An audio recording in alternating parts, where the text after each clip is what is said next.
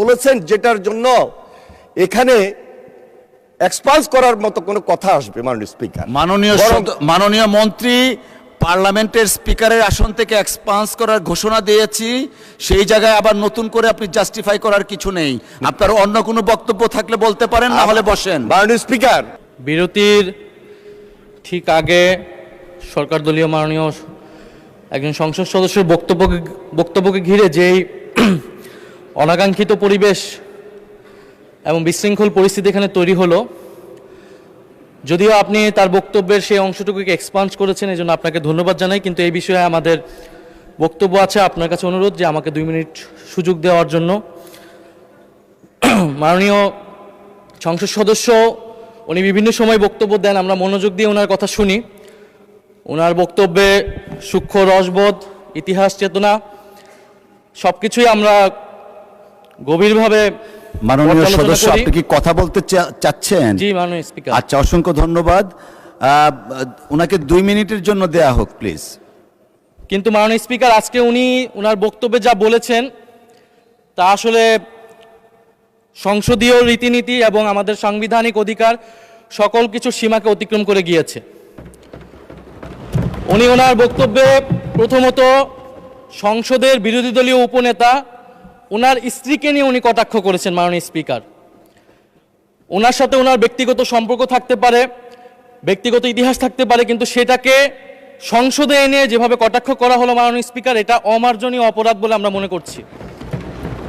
দ্বিতীয়ত, উনি বিরোধী দলের মহিলা এমপিদের, আমাদের নারী সংসদ সদস্যদের তাদের পোশাক নিয়ে যে ধরনের কথা বললেন, তাদের ধর্মীয় স্বাধীনতাকে হরণ করার সম্পর্কিত যে ধরনের বক্তব্য দিলেন, এটাও মাননীয় স্পিকার আমরা মনে করি একটি অমার্জনীয় অপরাধ। প্রত্যেকটা ব্যক্তির গণতান্ত্রিক রাষ্ট্রে তার ধর্মীয় স্বাধীনতা রয়েছে, পোশাকের স্বাধীনতা রয়েছে। উনি একজন সংসদ সদস্য হিসেবে সেই স্বাধীনতাকে লঙ্ঘন করে এই ধরনের হীন বক্তব্য দিয়েছেন, ওনার হীন মানসিকতার পরিচয় পেয়েছে, এবং আমরা মনে করি উনি ওনার বক্তব্যে একটি বর্ণবাদী আচরণ মাননীয় স্পিকার বহিঃপ্রকাশ পেয়েছে ওনার বক্তব্যের মাধ্যমে। ফলে আমরা আশা করব ভবিষ্যতে এই ধরনের বক্তব্য আমরা কোনো সংসদ সদস্যের কাছ থেকে যাতে এই ধরনের বক্তব্য মহান এই জাতীয় সংসদে আর উচ্চারিত না হয়। মাননীয় স্পিকার, আপনাকে ধন্যবাদ। ধন্যবাদ মাননীয় সদস্য। আপনি সর্বশেষ যে কথাটা বললেন সেটা আমিই বলেছি, এবং ওনার ওই অংশটুকু সংসদীয় রীতিনীতির বাইরে যে কথাবার্তা হয়েছে সেগুলো এক্সপান্স করার নির্দেশনা দেওয়া হয়েছে ইতিমধ্যে, এবং আমি একটা রুলিংও দিয়েছি towards all the rights honourable members. সংসদে বসে আমরা কারো ব্যক্তিগত স্বাধীনতা নিয়ে কথা বলবো না, আমাদের ডিগনিটি আমরা রাখবো। অসংখ্য ধন্যবাদ মাননীয় চিফ হুইপ।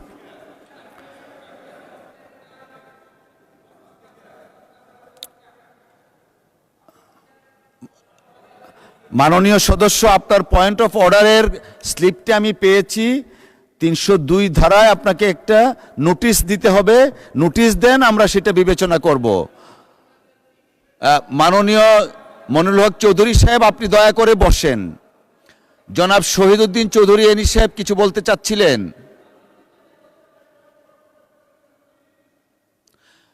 জনাব শহীদউদ্দিন চৌধুরী সাহেবকে 2 মিনিট সময় দেন প্লিজ। মাননীয় স্পিকার,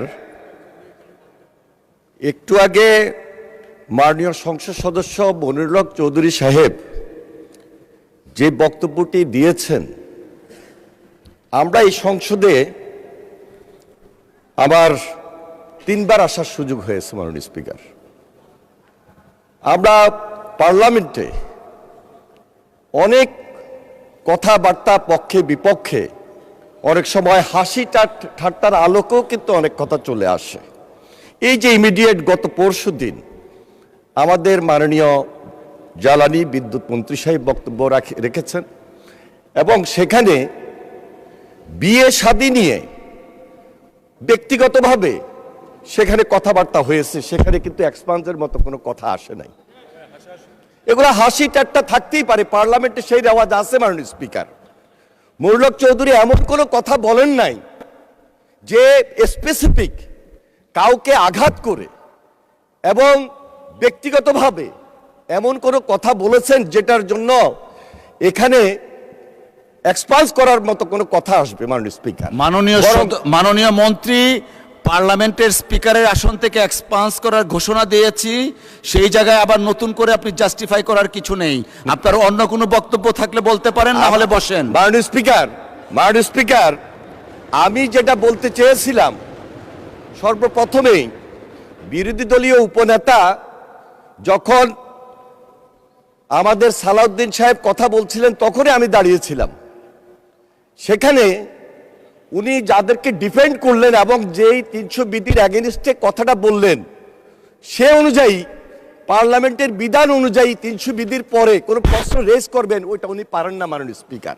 কিন্তু তিনি রেজ করেছেন, এবং তিনি রেজ করেছেন করেই উনি বিদায় নিয়েছেন এখান থেকে মাননীয়।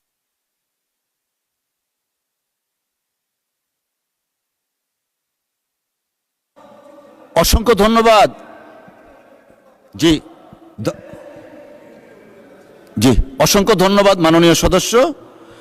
আলোচনায় অংশগ্রহণ করবেন মাননীয় সদস্য mister Chowdhury. Please take your seat. আপনার বক্তব্য শেষ, আপনি বসেন দয়া করে।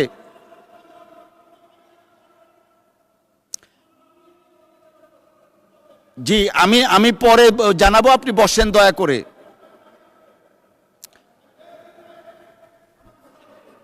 জি, আপনি বসেন, দেখব, বসেন বসেন, আপনিও বসেন। জি চিফ হুইপ সাহেব, আপনারা কি মানে এইগুলা নিয়ে কথা বলার চেয়ে আমরা বাজেট আলোচনায় থাকি?